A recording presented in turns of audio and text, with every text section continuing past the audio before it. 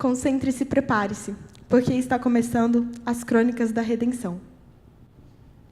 Clive Staples Lewis, mais conhecido como C.S. Lewis, foi um escritor britânico, viveu no começo do século XX e ele se tornou extremamente famoso por ser um apologeta cristão, por defender a fé do cristianismo, por falar sobre quem era Jesus. Não somente por isso, mas na realidade ele ficou mais famoso por conta dos seus escritos, por conta dos seus livros infantos juvenis, explicando um pouquinho o que seria o plano da redenção, como seria a ideia da salvação. Então ele passou a chamar isso de As Crônicas de Nárnia. Esse livro que estamos estudando foi o primeiro a ser escrito. Posteriormente ele foi fazendo e recolocando e mudou um pouquinho a sua ordem, mas na realidade no ano de 1950 foi lançado O Leão, a Feiticeira e o Guarda-Roupa. E é interessante que se tornou extremamente popular no Brasil no ano de 2015, porque em dezembro foi lançado o seu filme. Então, todo mundo já conhece, todo mundo provavelmente já tenha tido contato, e eu imagino que você já tenha conhecido ou ouvido alguma coisa relacionada a esse tema, ou a esse camarada, a esse teólogo, esse grande estudioso.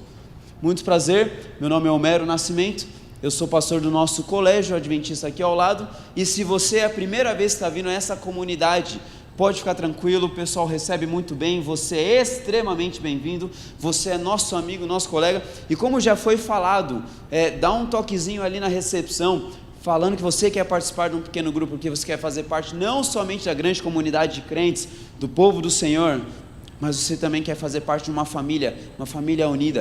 Então, bom, e para falar sobre esse tema, para falar sobre esse grupo de pessoas, nada mais do que a gente precisando entender um pouquinho melhor com relação a cada um dos personagens, ou cada um das pessoas envolvidas. Se você conhece um pouquinho, você sabe que eles são nada mais nada menos do que um grupo de irmãos, são 4 irmãos, os irmãos Pevensey. E eles viviam, como já foi falado, na Segunda Guerra Mundial, na época da Segunda Grande Guerra, e não era nem um pouco incomum que os pais enviassem os filhos para o interior do país, e era justamente por isso, porque Londres estava sendo extremamente atacada. Então, dentro da história, Lewis ele coloca um ponto da realidade, e ele coloca que aquela família, a mãe envia os filhos, os 4 filhos, para o interior, para a casa daquele professor conhecido da família, já é bem participante daquela família, bem atuante, e aqueles meninos vão, Pedro, Susana, Edmundo e Lúcia. E isso é importante a gente entender um pouquinho para os próximos episódios, para os próximos domingos. Cada um deles tem uma característica diferente. Pedro, o mais velho, ele entendia que possuía uma responsabilidade, ele entendia que tinha uma necessidade de cuidar de cada um dos irmãos. E ao fazer isso, ele acabava fazendo de determinada maneira, às vezes não tão corretamente, às vezes de maneira não tão interessante, mas assim ele fazia. Então, ele tinha um contraponto, alguém que estava ajudando um pouquinho melhor, que no caso era a Susana, a segunda irmã, a segunda filha. E a gente percebe que ela fazia, enquanto ele tomava algumas decisões, às vezes erradas, ela vinha e dava uma ajuda para tentar resolver a situação, para facilitar a vida. Já no outro caso, às vezes era ela quem tomava uma decisão mais ou menos, então Pedro vinha e dava uma ajuda também. E ali os dois, eles tomavam a liderança. Já em terceiro lugar vinha o filho Edmundo, o menino, o segundo menino, e ele tinha uma certa dificuldade, porque ele não era nem aquele que tinha responsabilidades, mas também não era o caçula, porque tinha uma 4ª irmã. Então às vezes ele tinha uma certa crise com relação aos seus irmãos, e em determinados momentos ele tomava algumas decisões que não eram das melhores, né? Ele acabava indo para alguns lados, para alguns rumos, que acabava atrapalhando, e colocou os meninos em algumas enrascadas, em alguns problemas, por conta das decisões dele. Já Lúcia era um poço de simpatia, um poço de alegria, uma menina querida, uma menina doce e extremamente imaginativa, mas com um caráter extraordinário, que era realmente digno de confiança. Só que aconteceu alguns detalhes, talvez por conta da imaginação, os irmãos não acreditaram muito bem nela, quando ela chegou e entrou em Nárnia. Na hora de explicar o que era Nárnia, aí foi um problema que só. Sabe, quando Lúcia vai a primeira vez para Nárnia, como já foi falado, como já foi muito bem interpretado, ela estava se escondendo. Quando ela entra no guarda-roupa daquela sala que possuía única e exclusivamente um guarda-roupa. Quando ela entra, ela começa a dar um passo para trás, o outro passo para trás, quarto, quinto, o sétimo, o 10º, e vai percebendo que aquele guarda-roupa não tinha fim. Extremamente diferente, estranho, não é? A ponto de que ela começa a sentir algumas coisas pinicando, algum negócio diferente, quando ela consegue enxergar lá no fim uma outra luz, e começa a pisar. Existe o texto do livro, eu acho interessante, vamos ler junto, que diz o seguinte, ela fala justamente a seguinte ideia: deve ser um guarda-roupa colossal, pensou Lúcia. Avançando ainda mais, de repente, notou que estava pisando em qualquer coisa que se desfazia debaixo dos seus pés. Será que seriam outras bolinhas de naftalina? 10 minutos depois, chegou lá e viu que se tratava de um lampião. O que estaria fazendo um lampião no meio do bosque? Só um detalhezinho, nós estamos trabalhando em cima do livro das Crônicas de Nárnia, do volume único, são 7 livros. Nós vamos falar somente sobre o segundo da série. E nós, todas as vezes que falarmos sobre uma determinada citação, a gente vai usar a paginação desse volume único, tá bom? Para você anotar, para você saber, para você ficar por dentro e entender que não estamos falando nenhuma besteira não, mas estamos tirando daquilo que está escrito no livro, tá bom? 10 minutos falando, 10 minutos andando, 10 minutos vagueando, a ponto de olhar e chegar e perceber que existe alguma coisa diferente, existe um lampião. Para você entender um pouquinho mais sobre o lampião, aí eu não vou dar spoiler, mas convido você a ler o primeiro livro da série, O Sobrinho do Mago. O Sobrinho do Mago, ele dá o início e o surgimento da compreensão de Nárnia. Hoje a gente vai fazer algumas leituras que são importantes da nossa compreensão para o texto geral. Por isso, quando ela chega em Nárnia, ela percebe que é um negócio diferente. O Sr. Tumnus, como foi falado, é um fauno. Entenda que Lewis ele começa a colocar algumas criaturas que eram comuns do folclore deles, eram comuns das mitologias, das crenças, porque ali se tornava um pouquinho mais acessível. Bom, Nárnia, já que ela entrou em Nárnia, vamos falar um pouquinho sobre Nárnia. Nárnia, na realidade, no momento que ela entra, que Lúcia entra e começa a ver e fica olhando diretamente para aquele poste, diretamente para aquele lugar, aquele lampião, ela percebe que estava nevando. Quando ela encontra esse Sr. Tumnus, ele fala que Nárnia, aquele país, estava dentro de um processo de castigo, estava vivendo um inverno extremamente tenebroso, que já durava 100 anos, e havia sido decretado pela feiticeira branca, também conhecida como Jades. Lá, eles ficam sabendo então, dentro de todo o processo, quando vêm os outros irmãos, eles ficam sabendo de que haveria uma profecia, ou melhor, que havia uma profecia que apontava para 4 irmãos, para 4 pessoas, e essas 4 pessoas, elas estavam apresentando um poderio, apresentavam uma ideia de solução para os problemas de Nárnia, que elas seriam usadas para isso. Essa feiticeira, a gente vai falar no domingo que vem, então se você quer entender um pouquinho sobre o que é a feiticeira, a gente vai dar um pouquinho de spoiler hoje, mas se você quiser entender melhor o que é a feiticeira, ou qual é o papel da feiticeira nesse livro, ou nos filmes, a gente conversa domingo que vem. Mas a profecia dizia que uma belíssima tradição apontava e já anunciava que quando 2 filhos de Adão e 2 filhas de Eva se sentarem nos 4 tronos com a ajuda de Aslan, então será o fim do reinado da feiticeira. Amigos, não sei se a gente já começa a perceber, mas Lewis ele coloca estruturas muito comuns, não somente da mitologia, mas ele coloca figuras muito comuns do texto sagrado da Bíblia, da própria Bíblia.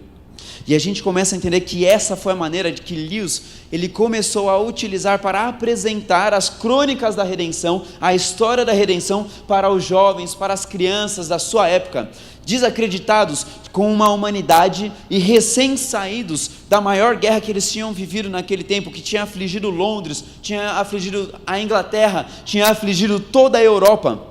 Junto com Tolkien, seu grande amigo, aquele que escreveu o Silmarillion, que escreveu o Hobbit ou o Senhor dos Anéis, esse mesmo Tolkien, eles dois conversavam e se tornaram expoentes nesse tipo de literatura, e a recepção da obra foi extremamente positiva no povo. de maneira que ele consiga contar as histórias bíblicas, ou melhor, os princípios bíblicos, de uma maneira agradável. Hoje, a gente tem vários tipos de Bíblia para as nossas crianças, e às vezes a gente acaba tendo uma visão muito incomum da literatura, esquecendo que a literatura, como uma arte, ela pode apresentar muitas coisas, até mesmo as alegorias. Hoje a gente tem Bíblia em quadrinhos, hoje nós temos Bíblia, a nossa primeira Bíblia para criança, tem Bíblia ilustrada, tem Bíblia para pintar, e era muito fácil a gente falar isso, mas na época não tinha nada. E Tolkien, juntamente com Lewis, eles começam a preparar algumas coisas para que as pessoas pudessem ter o tempo preenchido com coisas relacionadas à espiritualidade. Então, quando a gente lê ou assiste os filmes, e esse filme especificamente, O Leão, a Feiticeira e o Guarda-Roupa, a gente acaba percebendo que nós somos, de certa forma, familiarizados com o tema. E existem alguns paralelos naturalmente traçados quando nós vemos o filme de uma ótica cristã. O leão, obviamente, a gente vai falar no último domingo, no terceiro domingo, o leão, obviamente, é uma representação de Cristo, uma representação de Deus. Já a feiticeira, ela realmente representa Satanás e o poderio do mal. Os filhos de Adão, os filhos de Eva, no caso, os 4 irmãos, juntamente com toda a criação de Nárnia, com todo tipo de criatura, apresentam a nós mesmos, representam a nós mesmos. Entendendo que nós temos muitas vezes um padrão e temos dificuldade de aceitar as diferenças, mas ali em Nárnia, apesar de serem, alguns eram humanos e outros animais, todos eram servos de Aslan, o rei, o grande leão. Portanto, a compreensão, ela é interessante com relação a isso, entendendo que esse leão, ele tinha uma função. E é interessante quando a gente nota, quando a gente olha, que Lewis, ele escreve no primeiro livro da série, ele fala sobre o mundo dentro do guarda-roupa.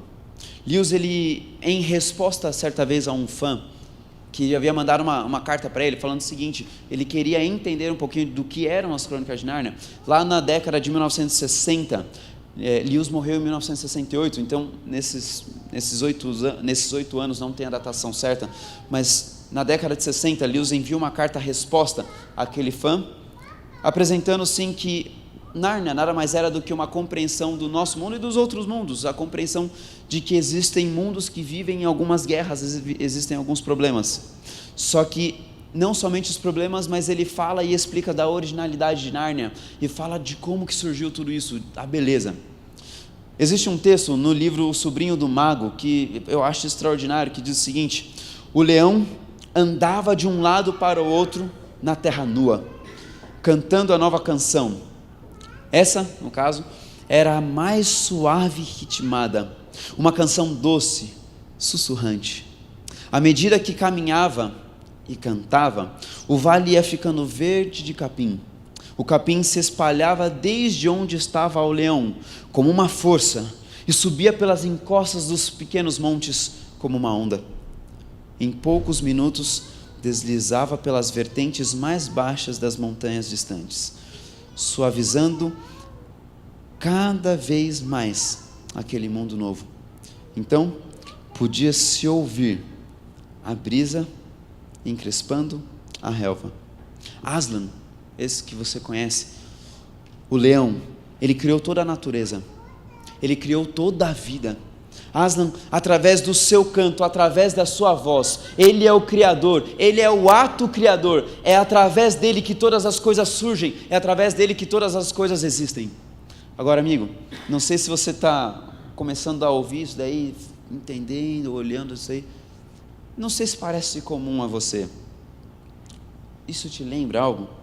Não é novidade alguma que Aslan sim é uma alegoria para explicar quem é Jesus, o nosso ato criador.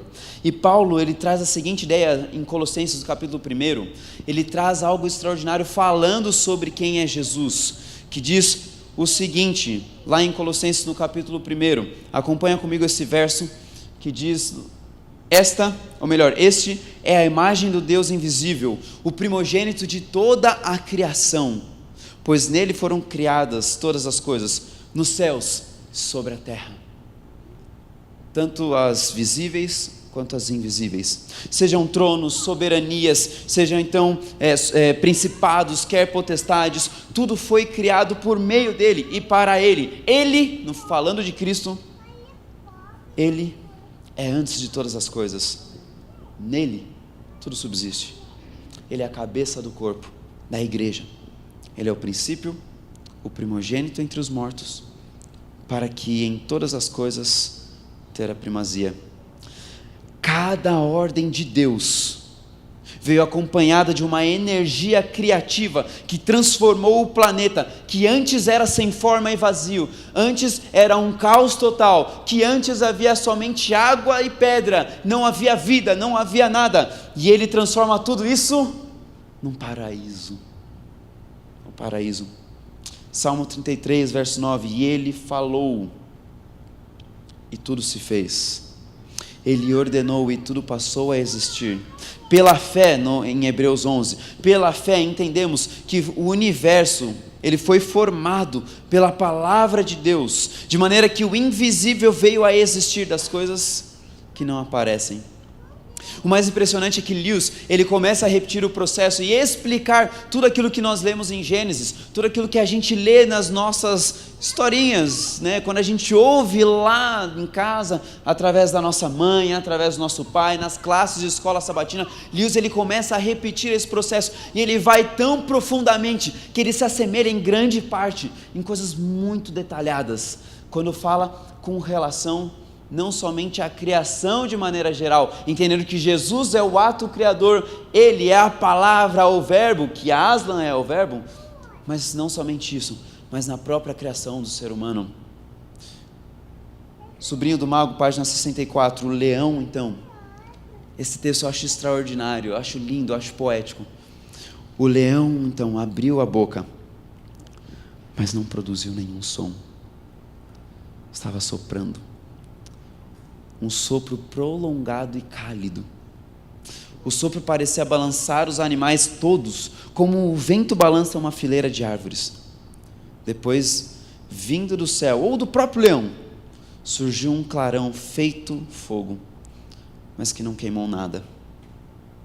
Deus cria o ser humano à sua imagem e à sua semelhança, formando um homem do pó da terra. Eu acho isso lindo. Forma o homem do pó da terra. Isso é extraordinário. Quando a gente estuda sobre isso, a gente percebe que Deus cria tudo perfeito, mas infelizmente por conta da existência do mal, por conta da existência do pecado, nós acabamos nos afugentando, nós acabamos fugindo. O profeta fala que o nosso pecado, o nosso erro faz separação entre Deus e nós nos tornamos separados, nós acabamos perdendo a possibilidade de enxergar a face de Deus, de poder enxergar o nosso Criador, por conta do nosso erro, por conta do nosso pecado, porque Adão tomou uma decisão de desconfiar de Deus, porque Eva tomou uma decisão de desconfiar de Deus. Amigo, quando Nárnia foi criada para ser perfeita. Quando Lúcia entra lá e enxerga o lampião, ela percebe, e logo é lhe falado, que a Nárnia não vivia mais em perfeição. Agora deixa eu contar um segredo para você.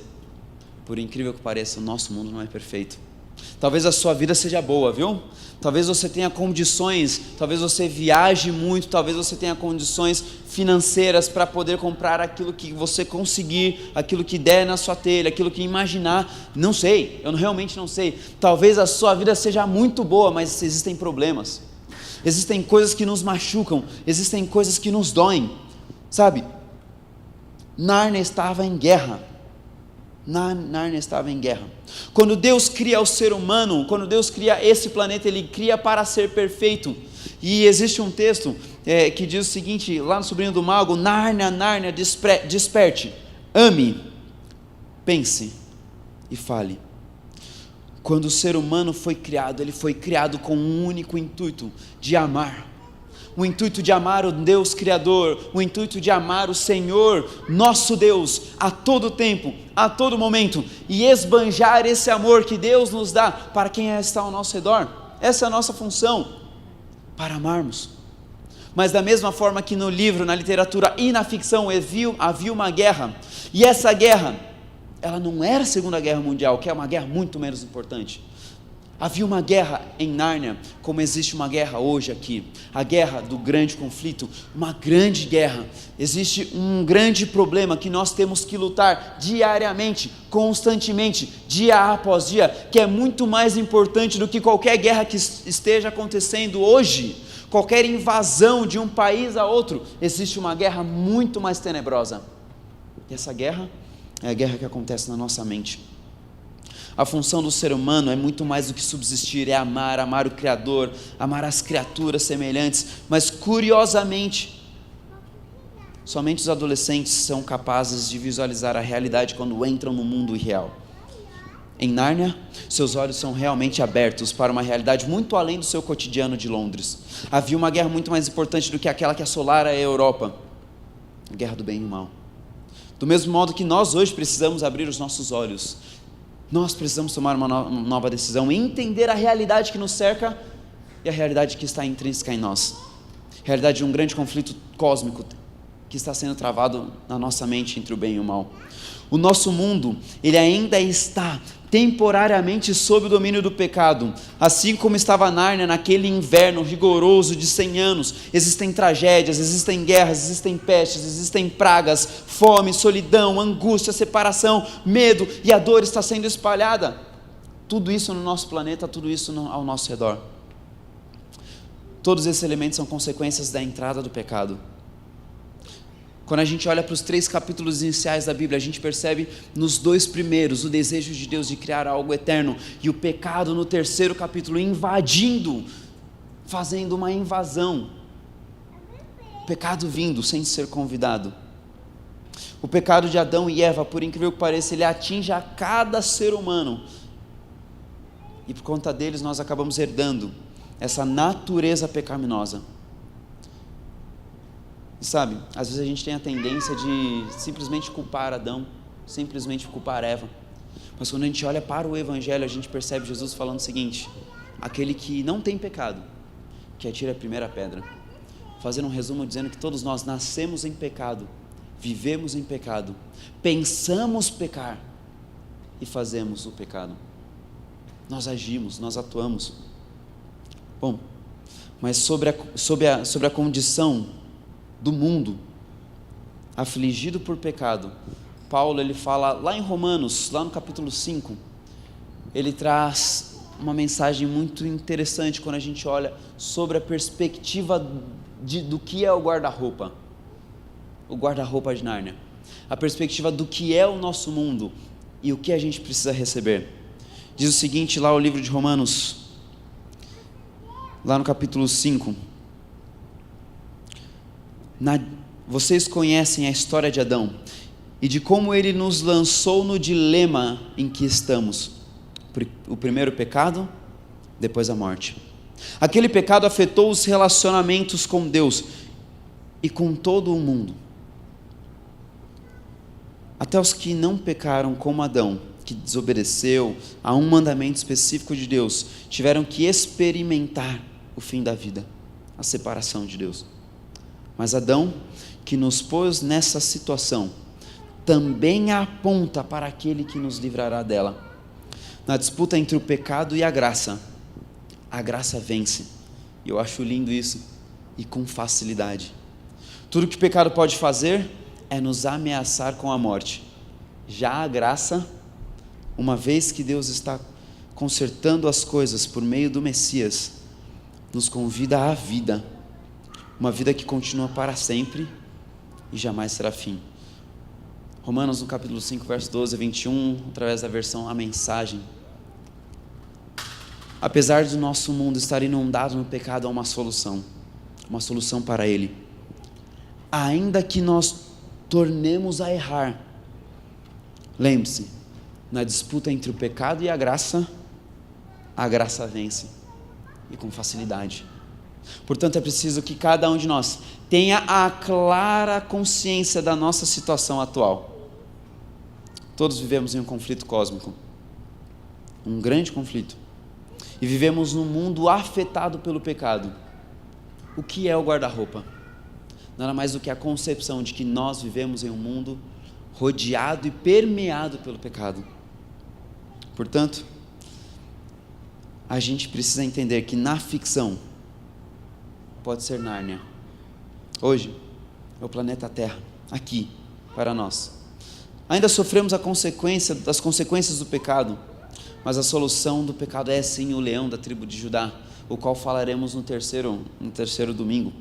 Ele que é o nosso próprio Criador, é Ele quem resolve, é Ele quem vence por nós.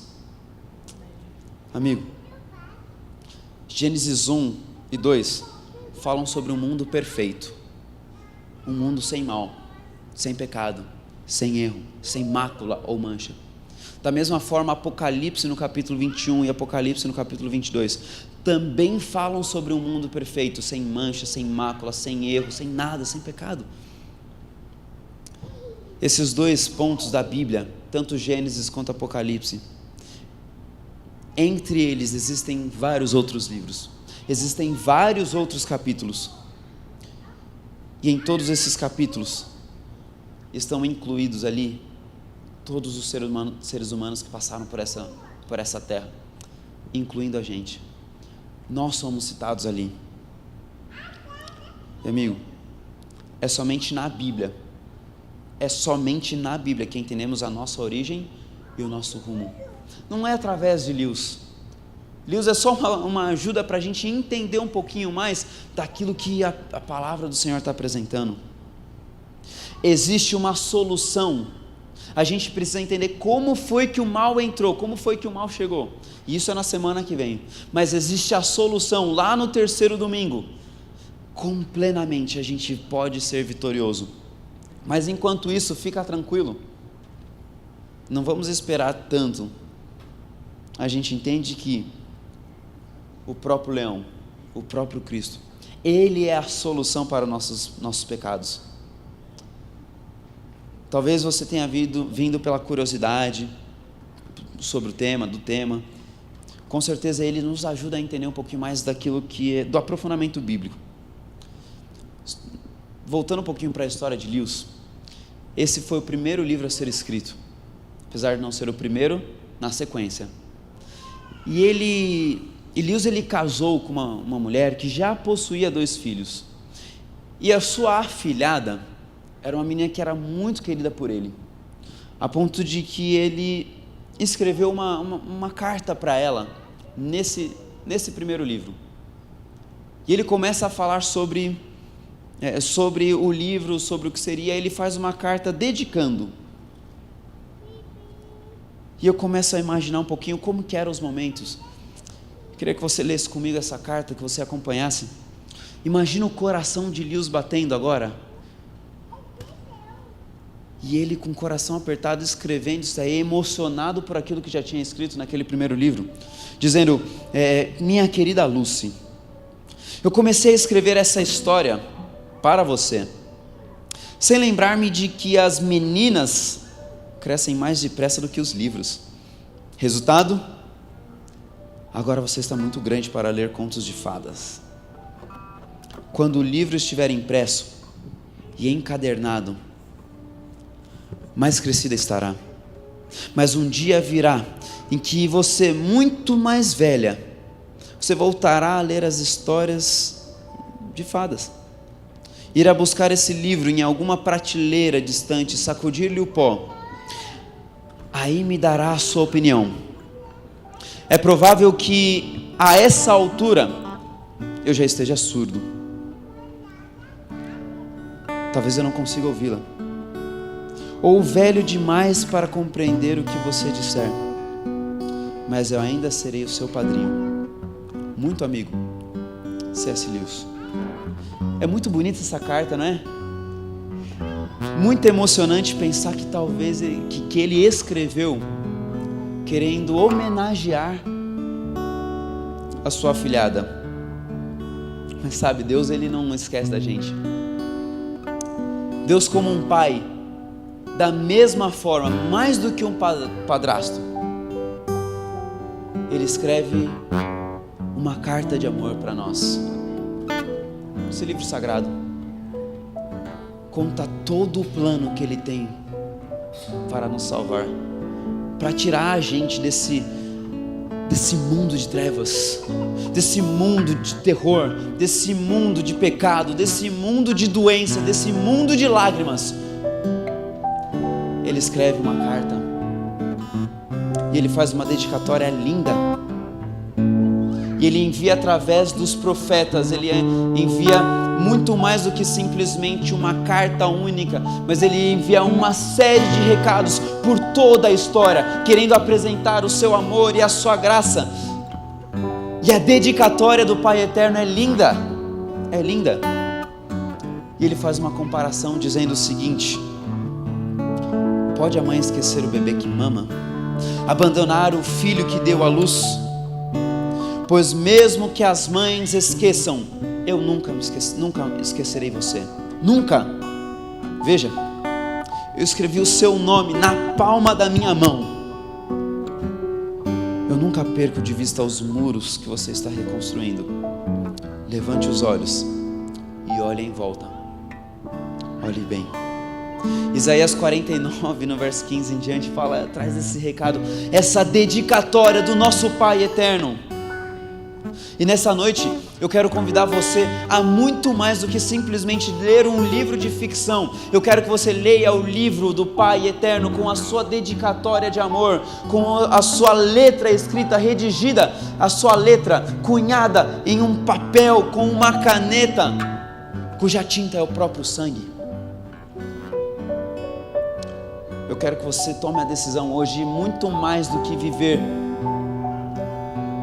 em um país, em um reino de pecado. Eu quero que você confie no Eterno, que você saia daqui entendendo que o Deus Eterno, Ele ama você, Ele se importa com você. Pai, nesse momento, Senhor,